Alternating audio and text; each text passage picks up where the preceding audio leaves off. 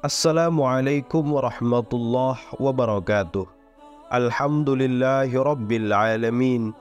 Allahumma salli ala Sayyidina Muhammad wa ala ali Sayyidina Muhammad.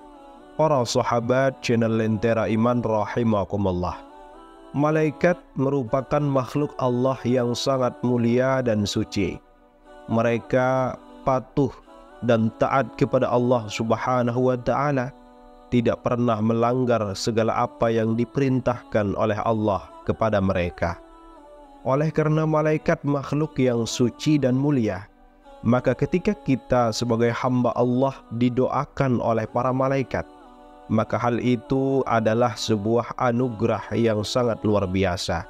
Karena doa dari malaikat jauh lebih mudah diijabah oleh Allah, jauh lebih mudah dikabulkan oleh Allah, karena malaikat tidak mempunyai dosa. Lalu apa saja tanda-tanda orang yang didoakan oleh malaikat setiap hari? Mari para sahabat simak baik-baik di dalam video ini. Yang pertama, orang yang tidur dalam keadaan punya wudhu. Rasulullah SAW bersabda, sesiapa yang tidur dalam keadaan punya wudhu, maka malaikat akan bersamanya di dalam pakaiannya. Dan ketika terbangun, malaikat berdoa, "Ya Allah, ampunilah hambamu si fulan karena tidur dalam keadaan suci." Hadis riwayat Imam Ibnu Hibban dari Abdullah bin Umar. Yang kedua, orang yang duduk untuk menunggu waktu salat. Di dalam sebuah hadis dijelaskan, tidaklah salah seorang di antara kalian yang duduk menunggu sholat selama ia berada dalam keadaan punya wudhu, kecuali para malaikat akan mendoakannya, "Ya Allah, ampunilah ia. Ya Allah, rahmati, sayangilah ia." Yang ketiga, orang yang melakukan sholat subuh dan asar secara berjamaah. Para malaikat berkumpul pada saat sholat subuh. Lalu para malaikat yang menyertai hamba pada malam hari, yang sudah bertugas di malam hari hingga subuh, akan naik ke langit. Dan malaikat pada siang hari tetap tinggal. Kemudian mereka berkumpul lagi pada waktu sholat asar. Dan malaikat yang ditugaskan pada siang hari hingga sholat asar naik ke langit. Sedangkan malaikat yang bertugas pada malam hari akan tetap tinggal. Lalu Allah bertanya kepada para malaikat itu, "Bagaimana kalian meninggalkan hamba-hambaku?" Maka mereka malaikat menjawab, "Kami datang kepada mereka sedangkan mereka sedang melakukan sholat, dan kami tinggalkan mereka sedangkan mereka sedang melakukan sholat. Maka ampunilah mereka pada hari kiamat kelak ya Allah." Hadis riwayat Imam Ahmad dari sahabat yang mulia Abu Hurairah radhiyallahu ta'ala anhu. Yang keempat, orang yang mendoakan saudaranya tanpa sepengetahuan orang yang kita doakan. Doa seorang muslim untuk saudaranya yang dilakukan tanpa sepengetahuannya adalah doa yang akan dikabulkan. Pada kepalanya ada seorang malaikat yang menjadi wakil baginya. Setiap kali dia berdoa untuk saudaranya dengan sebuah kebaikan, maka malaikat tersebut berkata, "Amin." Dan engkau pun mendapatkan apa yang kamu doakan untuk sahabatmu. Hadis riwayat Imam Muslim dari Ummu Darda. Yang kelima, orang yang berinfak. Disebutkan di dalam sebuah riwayat bahwa di setiap hari akan turun dua malaikat kepada semua hamba. Salah satu di antara keduanya berkata, "Ya Allah, berikanlah ganti bagi orang yang bersedekah dan berinfak." Dan lainnya berkata, malaikat yang lain berkata, "Ya Allah, hancurkanlah harta orang yang pelit, bakhil, dan kikir." Hadis riwayat Imam Bukhari dan Imam Muslim.